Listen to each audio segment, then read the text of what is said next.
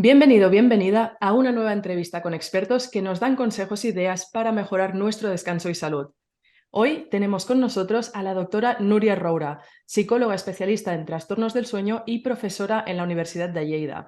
Es además la primera psicóloga española acreditada por la Sociedad Europea de Investigación del Sueño y además, Núria lleva más de 15 años ayudando a personas con problemas para dormir a descansar mejor, tanto en su consulta como a través de talleres, cursos y conferencias. Es además creadora del método Duerme, Descansa, Vive y autora del libro Por fin duermo. Así que es un placer enorme tenerla hoy aquí para que nos revele las claves más importantes para dormir mejor y qué puedes hacer para levantarte cada día con energía y salud. Hola Núria, bienvenida. Hola Carla, el placer es mío, ¿eh? ¿Qué tal? ¿Qué tal estás? ¿Cómo has descansado hoy? Muy bien, la verdad es que he descansado muy bien hoy. Genial.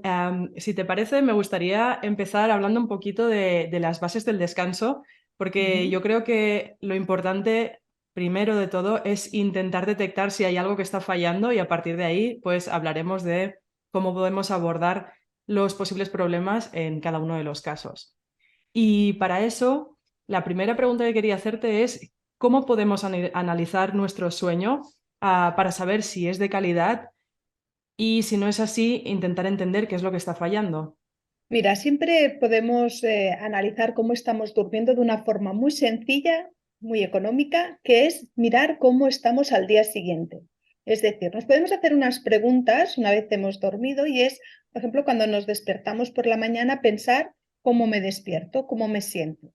Si me siento pues con ganas de hacer cosas, con energía, eso quiere decir que mi sueño ha sido reparador.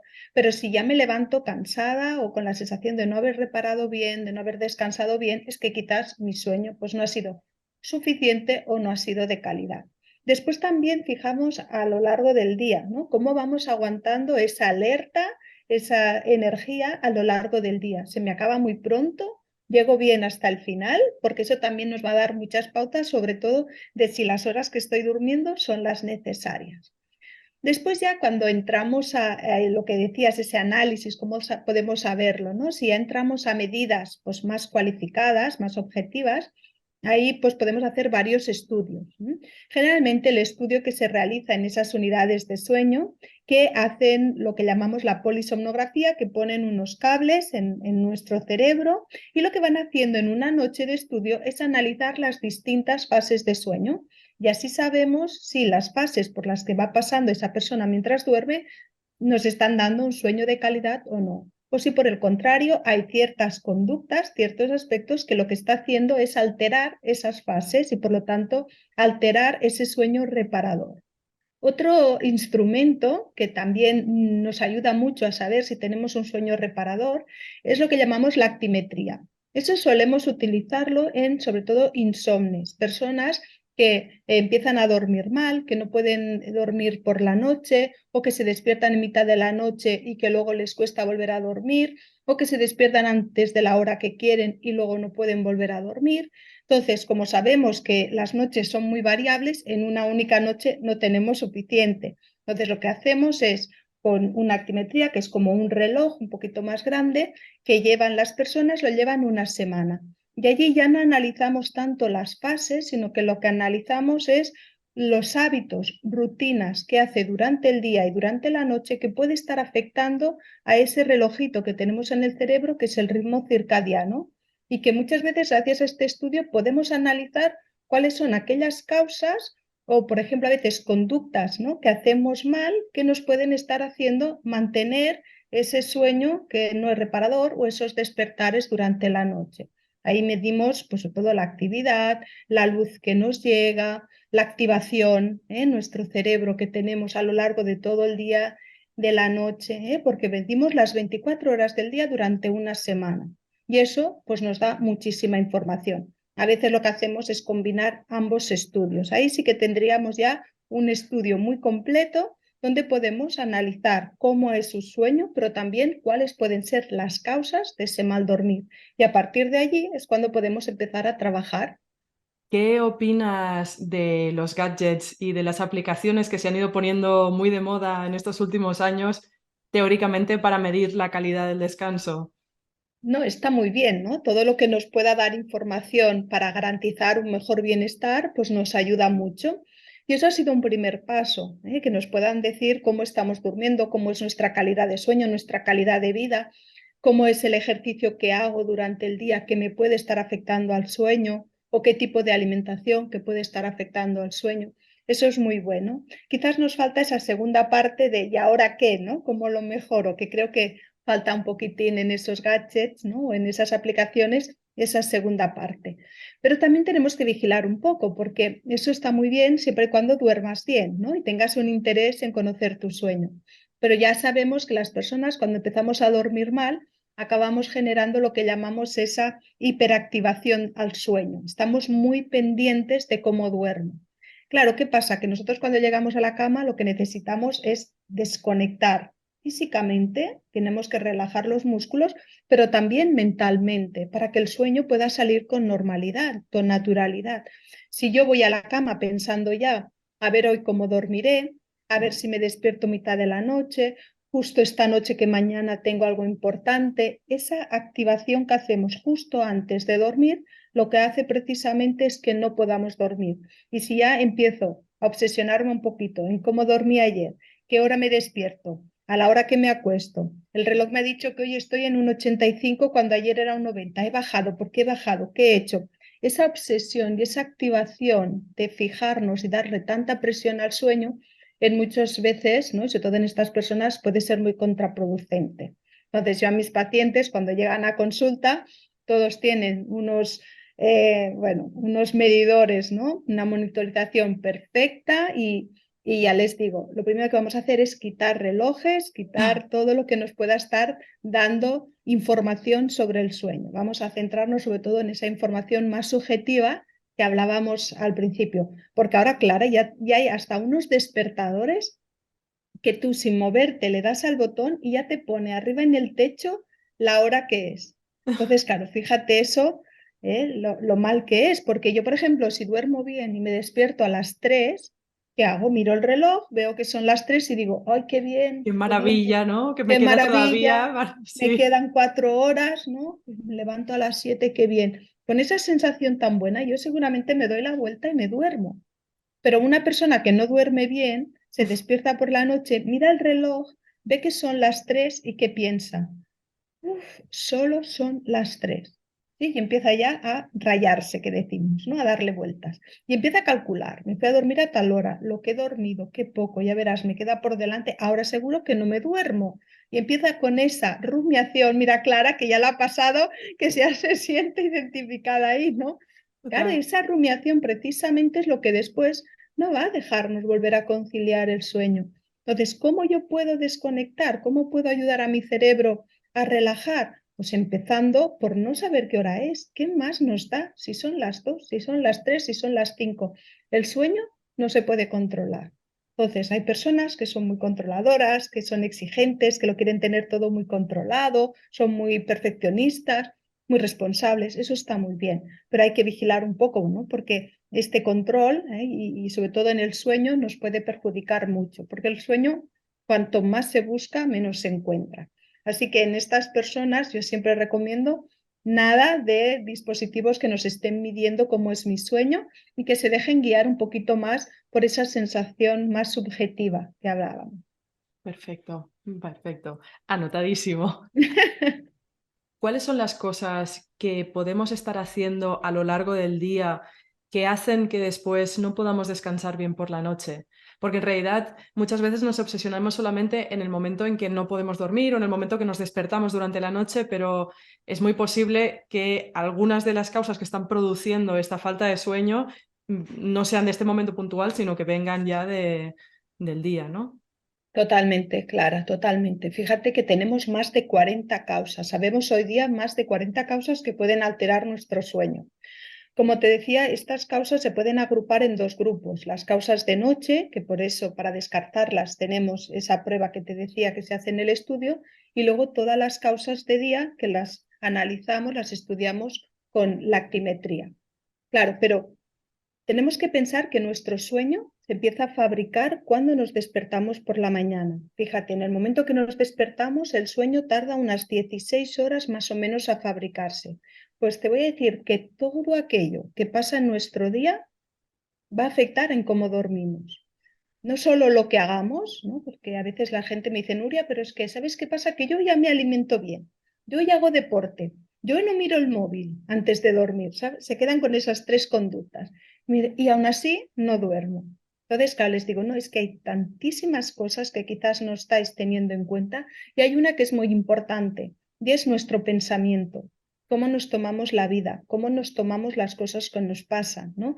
Lo que hablábamos antes, si somos exigentes y queremos tenerlo todo controlado, si estamos hiperactivados todo el día haciendo cosas y mi cerebro está a full, y está muy activado, cuando llegará la noche estará todavía pasado de vueltas y le va a costar mucho esa desconexión para poder dormir. Por lo tanto, todo aquello que nos decimos durante el día importa mucho, porque si yo me voy diciendo durante el día, ostras, Nuria, en esto te has equivocado, es que lo podrías haber hecho mejor. Y es que además mira cómo lo has hecho o mira qué te ha pasado, mira lo que le has dicho a aquella chica y pues se ha ofendido. Y si yo estoy todo el día dando vueltas o pensando en lo que va a pasar o en lo que ya ha pasado, y si estoy todo el día, claro, todo esto va a quedar dentro de mí con unas sensaciones, unas emociones que cuando llegará la noche seguramente volverán a aparecer, volverá a aparecer aquello que me he equivocado, aquello que no he hecho bien, aquella contestación que le he hecho que puede ser mi compañera de trabajo, puede ser mi jefa, todo eso va acabando pasando factura también. En el programa que hago, en el programa grupal, trabajamos las 5 áreas de lo que puede estar afectando nuestro sueño. Y allí trabajamos todos los hábitos diurnos, como por ejemplo la alimentación, el ejercicio, el trabajo, pero también a lo mejor la parte más interna, ese reloj biológico, ¿no? Los cronotipos que tiene cada persona también puede estar afectando en cómo dormimos. Y después toda esa parte también que te decía, más emocional, más cognitiva, de los pensamientos, de cómo nos tomamos las cosas. Es decir, es un camino muy global de muchas cosas que en nuestro día y después también, como decías muy bien, en nuestra noche, cuando llegamos al momento de acostar, si yo me voy a la cama pensando, seguro que hoy vuelvo a tener una mala noche, ¿qué va a pasar? Voy a tener una mala noche, ¿sí? Voy a hacer un montón de rutinas, o cosas para dormir. Ya me preparo todo mi ritual, que no bajar toda la persiana, que no entre nada de luz, los tapones, vigilar esto, lo otro. Si estoy tan pendiente de que todo esté perfecto, al final no se oiga ni un ruido. Hay pacientes que me dicen, Nuria, es que yo me acabo sintiendo hasta mi latido del corazón. Digo, chica, pues eso ya no lo podemos parar. Claro, ¿por qué? Porque eso también nos influye. Por tanto, son muchísimas las cosas que nos pueden estar influenciando el sueño, aunque es verdad que tenemos que empezar siempre por aquellas más frecuentes, ¿no? O las que son más evidentes, como puede ser la alimentación, los pensamientos, los ritmos, etcétera. Has mencionado un concepto que creo que es muy interesante y que a lo mejor la gente no está muy familiarizada, que son los cronotipos. ¿Nos podrías explicar un poquito qué son los cronotipos, el biorritmo y cómo esto afecta en nuestro descanso? Y tanto. Fíjate, nosotros tenemos un pequeño reloj detrás de nuestros ojos, en la parte más interna del cerebro. Este reloj es el encargado de decirnos a qué hora nos tenemos que ir a la cama, a qué hora que nos tenemos que acostar y a la hora que nos tenemos que levantar. Es un reloj que está puesto en 24 horas, por lo tanto, si nos funciona bien, es lo que llamamos el ritmo circadiano, circa alrededor, diano del día, por eso tiene un ritmo de 24 horas. Si nos funciona bien, ¿qué quiere decir? Que nuestro sueño más o menos se va a fabricar y nos va a hacer que venga el sueño a la misma hora y nos quitará esas ganas de dormir o nos despertará más o menos cada día a la misma hora. Ese reloj a todos más o menos nos funciona en 24 horas. Pero lo que pasa es que este reloj no lo tenemos todos puesto a la misma hora. La mayoría de la gente tenemos un cronotipo normal, que es lo que llamamos aquel cronotipo que nos viene el sueño más o menos sobre 10:30 de la noche, 11, y nos levantamos sobre las 7, 7:30 aproximadamente. Pero luego hay personas que son los que llamamos búhos, ¿no? Que son personas que son muy nocturnas, que quiere decir que cuando llega la tarde-noche se activan están muy activos, es cuando les va mejor trabajar, porque se concentran más, ¿sí? Entonces, ¿qué pasa? Que estas personas no empiezan a fabricar sueño hasta un poquito más tarde. Y entonces, cuando les dejamos dormir, aunque sea más tarde, ellos duermen bien, duermen en esas 7 u 8 horas que hablamos los expertos necesarias, pero lo hacen en una franja de tiempo desplazada hacia atrás. Hay otras personas que son al revés, ¿no? Que son los que llamamos los matutinos, y ahí tenemos las alondras, que cuando llega la tarde-noche enseguida están muertos. Dices, a mí más allá de las 9 ni me preguntes, ni me invites a cenar porque conversación no te podré dar, porque ya estoy agotada. Sí, entonces son personas que les viene el sueño muy pronto, se duermen rápido, duermen bien, pero también después se despiertan muy rápido, ¿no? Muy pronto, a las 6 de la mañana, por ejemplo, ya están muy despiertos y además muy activados. Es un buen momento para concentrarse, para empezar a trabajar, para organizar el día. Es decir, tienen ese ritmo circadiano un poquito adelantado, avanzado, un poquito. ¿Sí?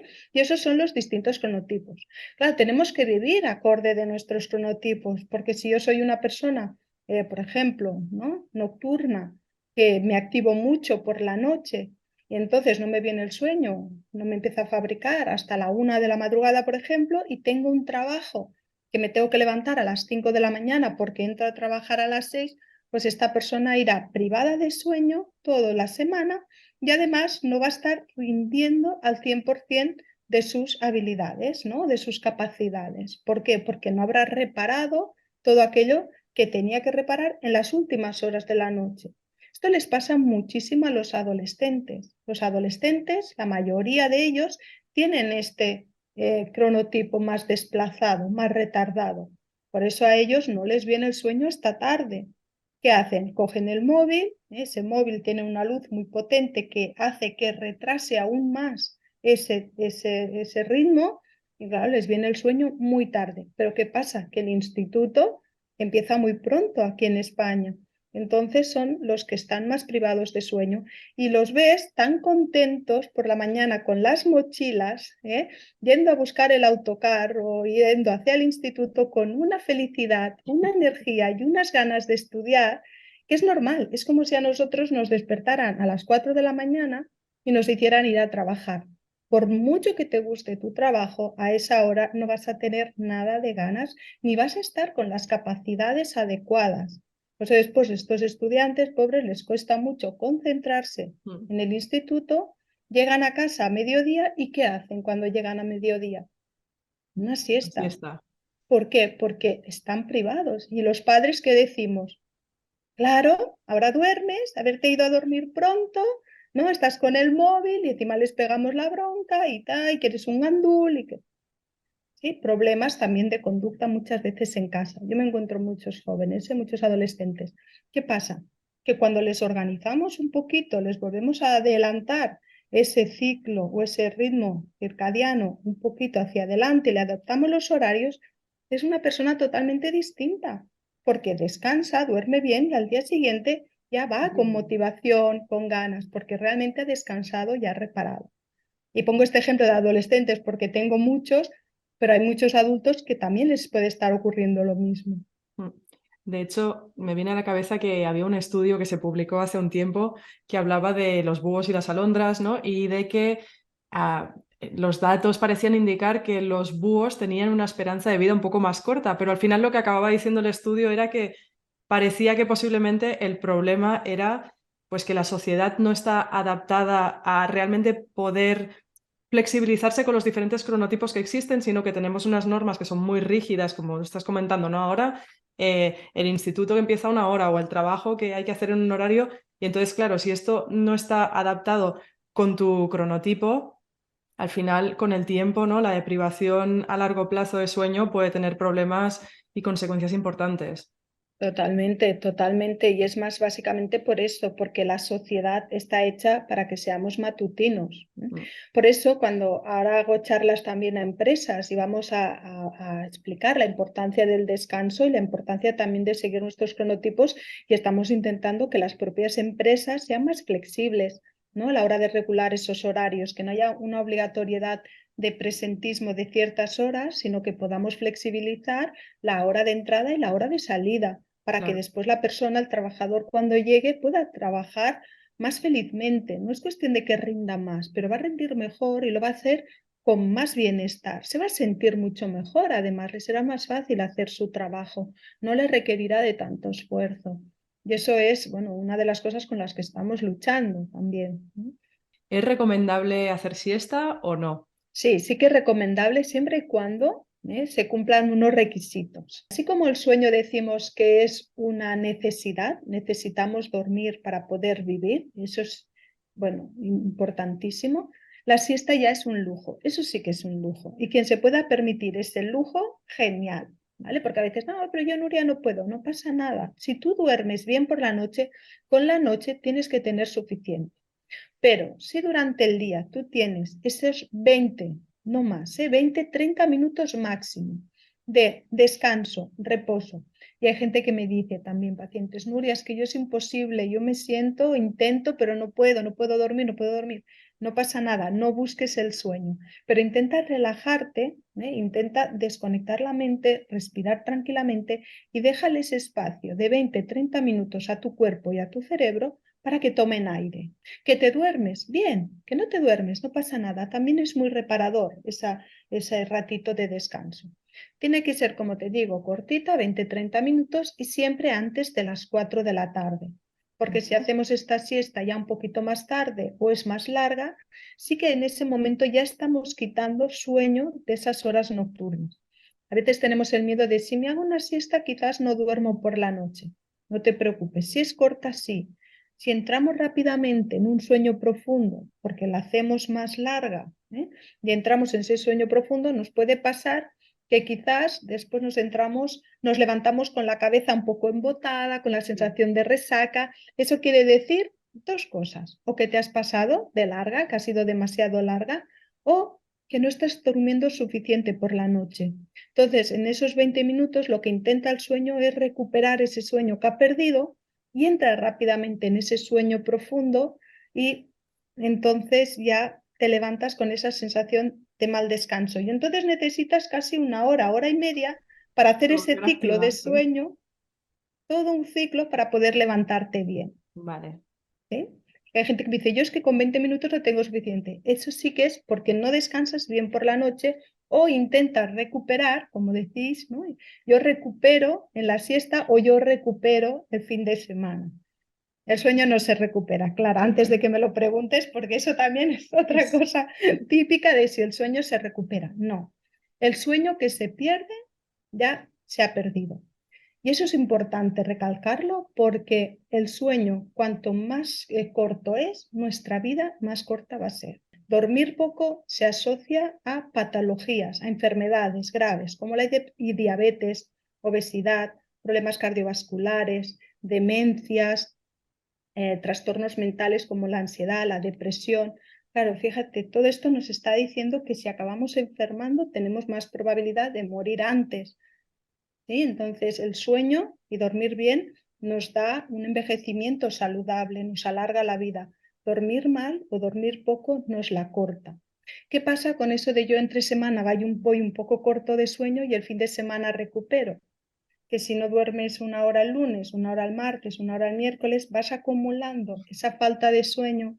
Y una de las cosas más graves que hay cuando vamos privados de sueño es que nos puede dar somnolencia o nos puede dar lentitud a la hora de reaccionar o ser más torpes.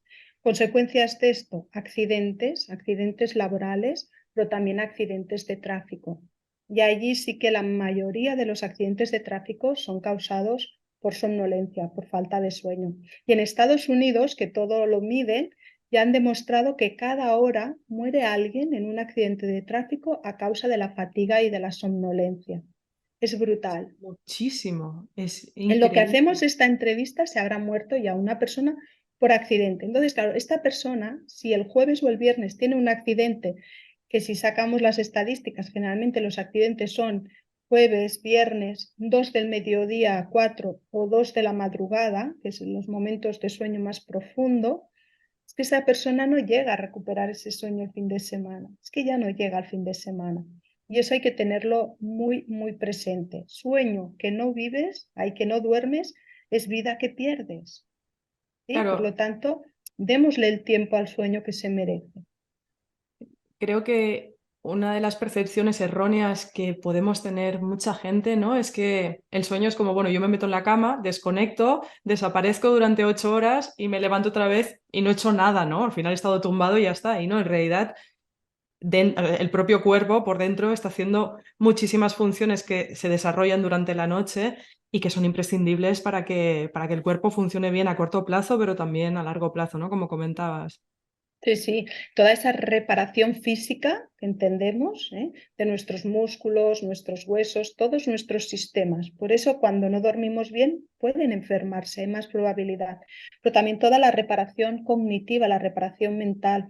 Ya se ha demostrado que estas últimas horas de sueño en las que estamos en la fase REM son muy importantes también para reparar todo aquello que nosotros necesitamos en nuestro trabajo, en nuestro día a día, ¿no? Por ejemplo, lo que es la empatía con la gente, la solución de problemas, el tener una visión más abierta, el ser más abierto a la crítica, todo lo que es aquella capacidad también de relacionarnos con los demás, la atención, la concentración, la memoria, todos estos factores más cognitivos se reparan en las últimas horas de la noche. Por lo tanto, si yo las corto, sí que puedo decir, ay, pero yo con 5 horas tengo suficiente, estoy con una energía, una capacidad, sí, físicamente sí, pero ¿cómo estás mentalmente? ¿Te cuesta concentrarte en el trabajo?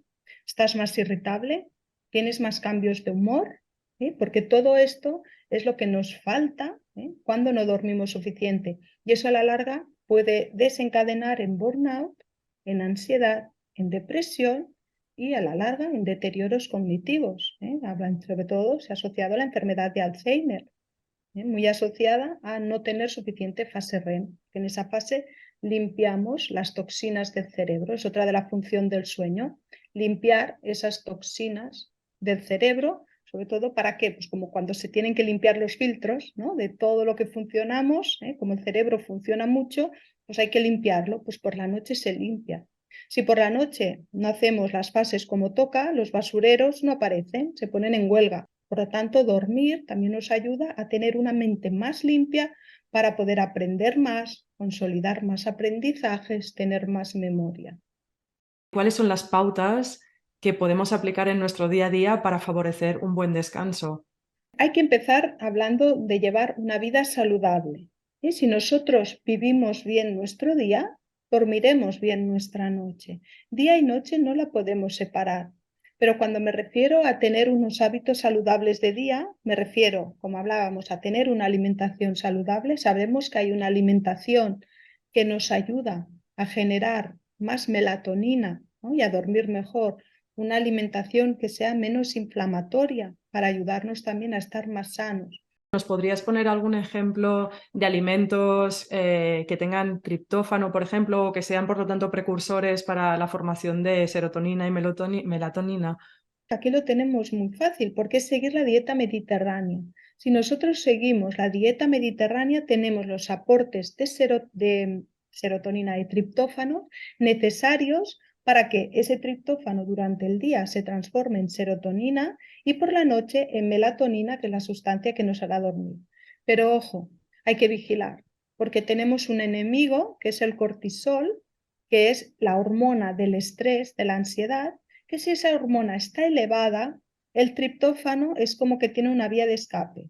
Tanto triptófano comemos, es como que se nos fuga.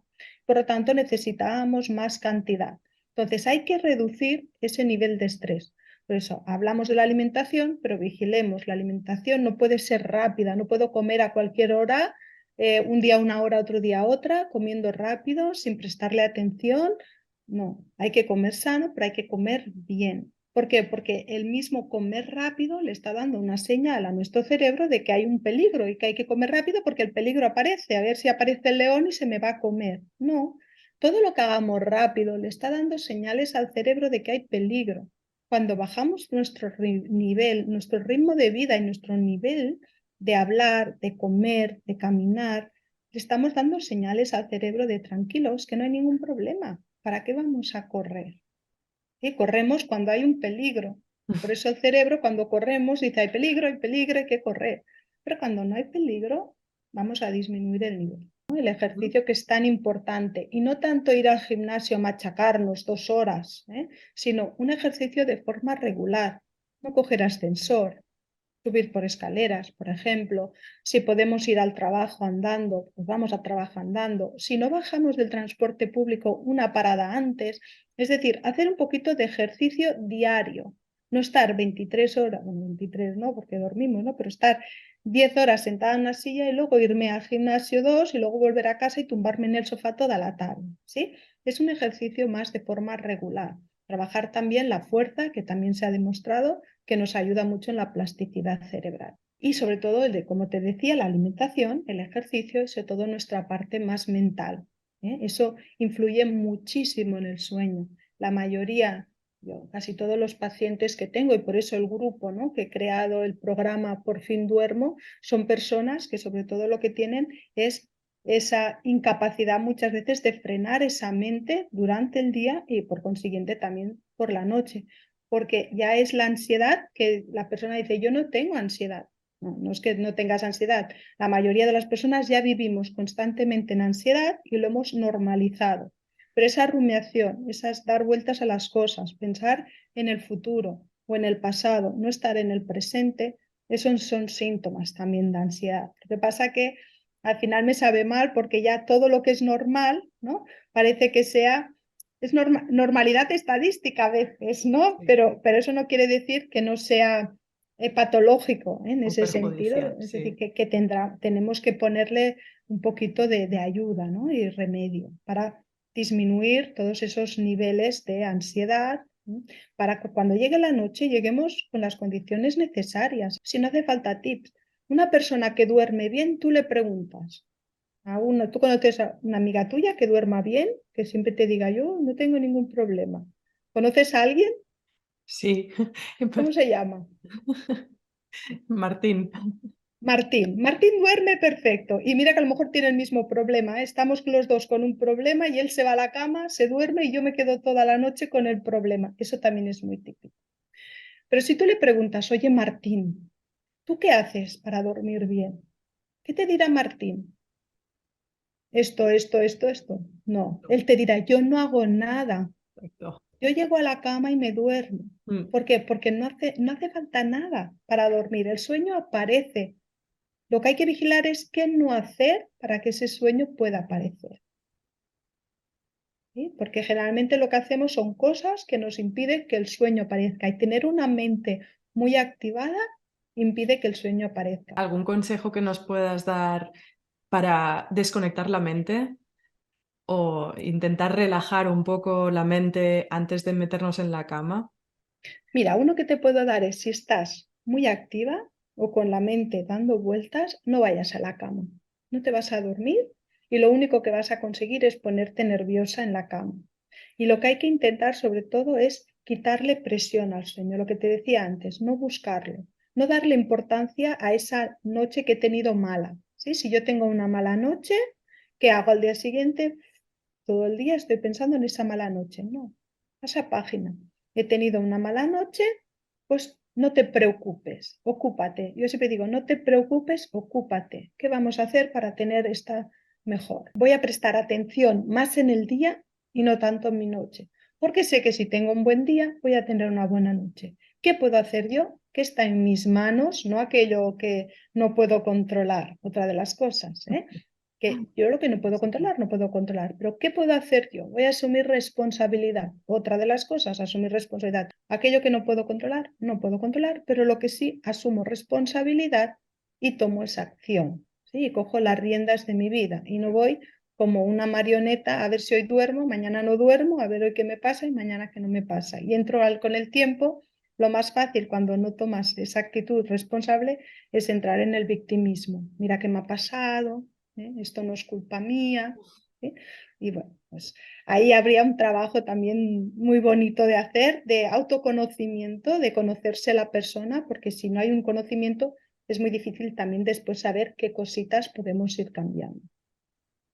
Pero te voy a decir, Clara, en el libro en el libro Por fin duermo, es un libro muy práctico, que ahí sí que tratamos mucho, doy muchas estrategias y muchas pautas muy prácticas para que podamos empezar ya a practicarlas y a ponerlas en práctica para empezar a dormir bien, ¿vale? Y sobre todo esto que os decía, ir a la cama, sobre todo cuando tengáis sueño, no ir a la cama cuando no tengamos sueño, no estar en la cama si estamos un poquito nerviosos, y nos despertamos a mitad de la noche, me empiezo a poner nerviosa, a la gente no sé si quedarme, si salir, ¿vale? Entonces en el libro Exacto. explico en qué casos hay que quedarse, en qué casos hay que salir. Por ejemplo, si yo me quedo tranquilita, estoy bien, me puedo quedar, pero si estoy muy nerviosa, estoy muy activada, tengo que salir, ¿vale? ¿Qué conductas puedo hacer? Aquí ahora estaríamos explicando muchas cosas, ¿no? Pero es decir, hay algunos tips concretos, sobre todo de qué no hacer para que no podamos o para que no se vayan manteniendo esos despertares durante la noche y no alarguemos ese mal dormir. Nos dices que en ocasiones, si estás tranquila, te puedes quedar en la cama. Si estás como muy activado, muy despierto, es mejor levantarse de la cama. ¿Alguna tip de qué hacer? O sea, vale, me levanto de la cama y ¿qué hago? ¿Me pongo a dar vueltas por el piso o qué hago? Mira, esto al final sí que dábamos unas pautas muy generales, pero yo con la experiencia y con los años también he visto que depende mucho de la persona. Que hay personas que necesitan hacer ciertas actividades y hay personas que necesitan otras, porque precisamente lo que buscamos es la relajación. Y a lo mejor, ¿no? Yo te digo, pues haz ejercicios de respiración, ejercicios de parada de pensamiento, de visualización, todos estos los explicamos en el libro, pero yo también con los años he visto que hay personas que me dicen, a mí esto no me ayuda a relajarme. Si no te ayuda a relajarte, no lo hagas, ¿vale? Entonces intenta buscar aquellas conductas que sí te relajen. Perfecto. ¿Vale? Porque el objetivo no es buscar el sueño, sino buscar la relajación. Y que yo sé que si me relajo, yo podré acabar durmiendo. El sueño aparecerá. Pero si me focalizo en tengo que hacer esto para dormir, no me voy a dormir. Pero si yo me focalizo en quiero relajarme y lo consigo, el sueño es más fácil que aparezca. Quitémosle esa presión, esa exigencia. Somos muy autoexigentes, ¿eh? La mayoría de las personas que no duermen bien suelen ser muy autoexigentes y se autoexigen mucho también con el sueño. No vamos a buscar el sueño, vamos a buscar esa desconexión, esa relajación. Si aparece, es más fácil que me duerma. Me parece muy interesante lo que dices al final de que no hay una solución para todo el mundo y el ABC, ¿no? Porque muchas veces vemos 5 tips y con esto vas a dormirte en un minuto, tal, ¿no? Y realmente creo que es más lo que tú dices, de que cada uno tiene que encontrar cuál es la manera que le funciona mejor. Sí, por eso, a ver, el libro sí que habla más general, ¿no? Porque no podrías centrarte en cada una de las personas, pero por eso después también el programa nos ayuda a eso. Al programa llegan muchas personas que ya se han leído el libro, Ujú. entonces buscan esa parte más personalizada, ¿no? Esto que hablamos de forma general, a mí, cómo lo puedo aplicar o cómo me puede ayudar mejor. ¿Cómo influye a nuestra cama, por ejemplo, el colchón que utilizamos, la almohada que tenemos para conseguir un mejor descanso? Si es que influye. Mira, cuando uno duerme bien, duerme bien Sobre una piedra, si hasta... hace falta. Claro. Entonces, yo siempre digo que hay que buscar, como decíamos, el que a cada uno le va mejor, ¿no? Hay personas que necesitan, pues a lo mejor un colchón más duro, otro que lo quiere un poquito más blando. Entonces, aquel que te sea cómodo para ti, igual que la almohada. Y si hay una almohada que te gusta mucho y que te es muy cómoda, llévatela de fin de semana, llévatela de vacaciones, porque pobres, yo sé que los insomnes se van un fin de semana y antes de irse ya están dudando si irse por si no duermen. ¿Sí? ¿Te pasa? Madre mía. Eso es otro capítulo que también hablo mucho, ¿eh? De que el sueño nos tiene que dar vida, no quitarla, no quitarla. Entonces, vamos a seguir yendo de fin de semana, vamos a seguir yendo de vacaciones y si me tengo que llevar la almohada, me iba a decir el colchón no, pero si me tengo que llevar la almohada, me la llevo, no pasa nada. Si eso me tiene que dar tranquilidad y me tiene que ayudar a tener un mejor fin de semana, unas mejores vacaciones, llévatelo, porque al final tienes que buscar aquellos que te sean cómodos, tanto por el colchón como por la almohada. Es verdad que es muy bueno pues probar varios, ¿eh? Porque a veces también comprar un colchón no es como comprar una camiseta, que la puedas comprar así sin probar. Un colchón hay que probarlo y tienes que sentirte a gusto y bien. También hay que renovarlo cada cierto tiempo. Y después cuando hablabas de la habitación, ventilar, refrescar la habitación, que fluya el aire por la mañana, que entre el sol, que es muy importante, que el sol es fuente de vitamina, pero también ayuda. Una habitación tiene que estar muy bien ventilada, unos 10-15 minutos cada día. La temperatura de la habitación a la hora de dormir tiene que ser un poquito alta, es decir, tiene que hacer más bien fresquito que calor, eso sí, porque el calor no nos ayuda a dormir, tanto necesitamos que sea más bien fresquita. Y si luego nos tenemos la sábana y nos tapamos un poquito, pues mucho mejor, que no tener que destaparnos de calor.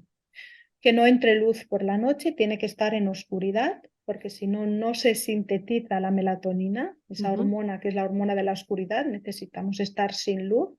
Aunque a veces pues hay personas que dicen, Nuria, me dejo un poquito la ventana abierta porque por la mañana me gusta despertarme con la luz del sol. Ideal, no pasa nada. Y después que sea insonorizada, en el sentido de que no se oigan muchos ruidos, para que podamos dormir y descansar bien. Tiene que ser un poquito una habitación que nos ayude, que nos transmita serenidad, que nos transmita calma. Tiene que estar en orden, por eso yo siempre digo poquitas cosas en la habitación. La cama, el armario, una mesilla de noche por si queremos dejar algún libro para leer. Es que hay poca cosa más, no se necesita nada más en la habitación. A veces entras en habitaciones que tienen un montón de cosas, un desorden, que solo entrar dices, "Es que esto no me transmite calma ni paz", como por ejemplo los colores, ¿no? Si tú entras en una habitación, ves unos colores muy chillones y eso ya te transmite mucha energía, pues no es lo mejor, no es el mejor color para una habitación, que tiene que ser colores más bien cálidos, ¿no? Que ayuden a relajarte. Me gustaría preguntarte por un par de mitos o de cosas que se oyen muchas veces y que no sé si realmente son así o no. La primera es si es cierto que con la edad es normal ir descansando cada vez peor. Mira, eso es un mito que tenemos que también quitarlo de nuestra mente, porque lo único que conseguimos con eso es pasar al lado de la victimización que hablábamos antes, ¿no? Como yo ya me hago mayor, y el problema de eso es la resignación. Ya me resigno a dormir mal, porque como ya me he hecho mayor, ¿qué quiere decir hacerse mayor? Resulta que decimos que los 50 son los nuevos 30 y los 70 los nuevos 50. Queremos ser muy jóvenes para hacer muchas cosas, pero para el sueño a los 40 ya me he hecho mayor, a los 50 ya me he hecho mayor.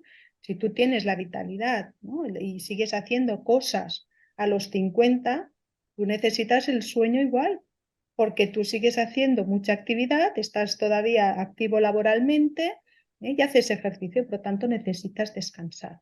Lo que pasa es que con los años sí que nos damos cuenta que la estructura de sueño cambia. No hay tanto sueño profundo, nuestro sueño es más superficial.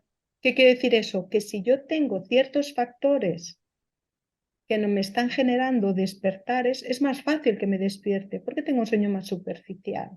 Tengo menos melatonina, y todo eso puede hacer que me despierte más si no tengo un buen día. Pero si tengo un buen día, yo tendré un sueño más superficial, pero no tendré por qué despertarme.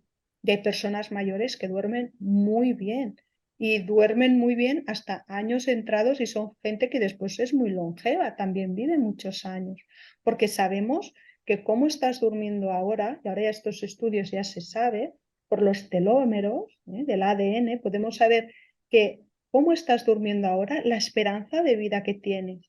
Por lo tanto, si tú estás durmiendo mal, vas a vivir menos años.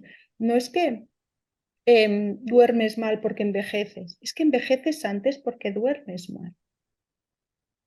Y eso hay que darle una vuelta. Muchísimo, sí, es un cambio del paradigma establecido, ¿no? Que parece causa-efecto y en realidad es al contrario. Claro, a lo mejor una persona que a los 40 ya no hace ejercicio físico, es muy sedentario, no tiene actividad, nuevas estimulaciones porque tiene un trabajo muy rutinario.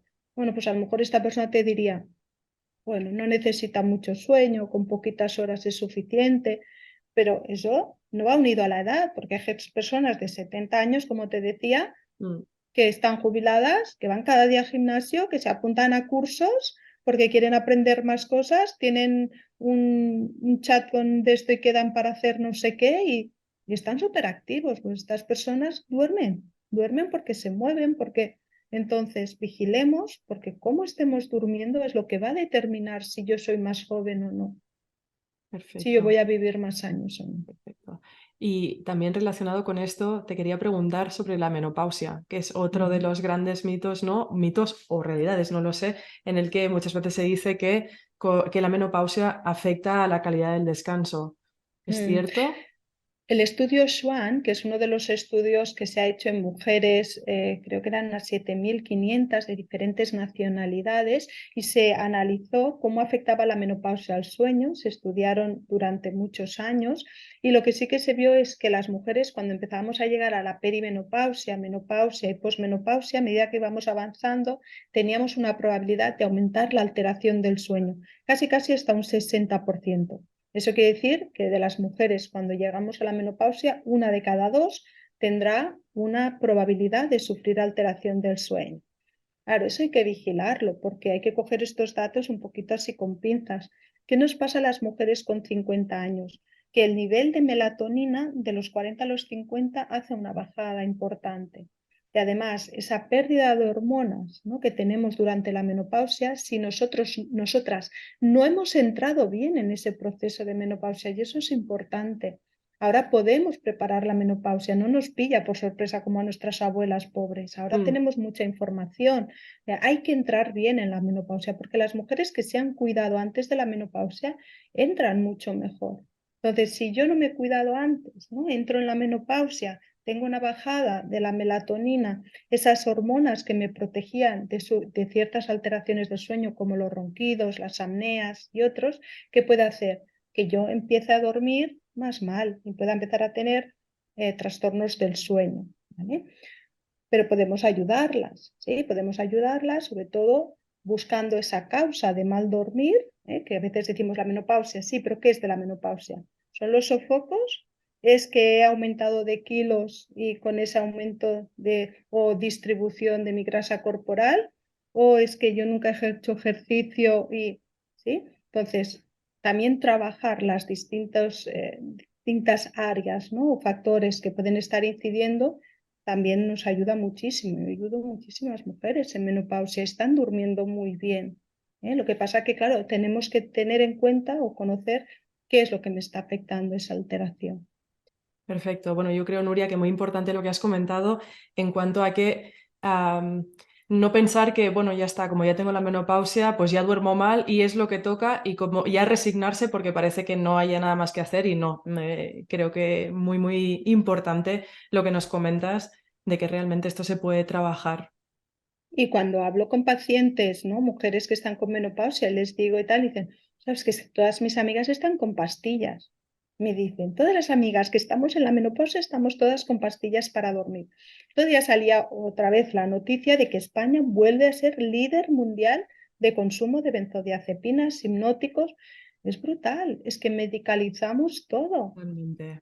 Pues Sí. no es mejor coger o adquirir buenos hábitos para tener una menopausia mucho más saludable y convivir con ella y saber llevarla bien, que no empezar a medicalizar, porque es que el problema es doble, es que tengo el problema, tengo el enganche, me quedo enganchada a las pastillas y ahora ya no puedo ni quitarme las pastillas porque acabamos durmiendo mal porque hacen efecto muy poco tiempo, Mm, ni me quedo enganchada a las pastillas durmiendo mal y con la causa que tenía. no, realmente. No vamos bien. No vamos bien, sí. Bueno, para eso estamos los expertos, para ayudar. Exactamente, exactamente. Afortunadamente hay expertos que nos pueden ayudar a descansar mejor. Para cerrar, me gustaría, si has mencionado en algún momento tu libro, Por fin duermo, Ujú. si nos puedes dar un poquito más de información sobre el libro para las personas que piensan que puede ser interesante y que les puede ayudar. Pues mira, el libro Por fin duermo salió el año pasado, ya hoy por la tercera edición. Ha tenido muy buena aceptación. La verdad es que todos los mensajes que me llegan son mensajes de agradecimiento, que para mí es brutal. Y es, como te decía, un libro muy práctico. Está basado en mi método, el método Duerme, Descansa, Vive, que lo que analiza son estas 5 áreas y que se basa principalmente en dos. Una es buscar la causa. Empezamos analizando el sueño y ver cuál es la causa del mal dormir. Y a partir de ahí vamos haciendo un recorrido por las distintas áreas, haciendo mucho hincapié, sobre todo en esa área más cognitiva, más mental, ¿no? De, sobre todo esa rumiación, esas personas que les dan muchas vueltas a las cosas, que son muy autoexigentes, esas preocupaciones excesivas, cómo podemos manejarlo para poder dormir y descansar mejor. Con ejercicios también prácticos y cosas que se pueden aplicar. Ya la tercera parte, sobre todo cositas muy prácticas. Genial, perfecto. Pues os animamos a todos a que le echéis un vistazo al libro para ayudaros a descansar mejor y bueno, muchísimas gracias por este rato que nos has dedicado. La verdad es que ha sido fantástico. Nos has dado muchísima información y consejos prácticos también para aplicar, que estoy segura que nos servirán a todos para descansar mejor. Así que nada, muchísimas gracias, Nuria. Un placer tenerte hoy aquí con nosotros. Un placer para mí. Gracias a ti.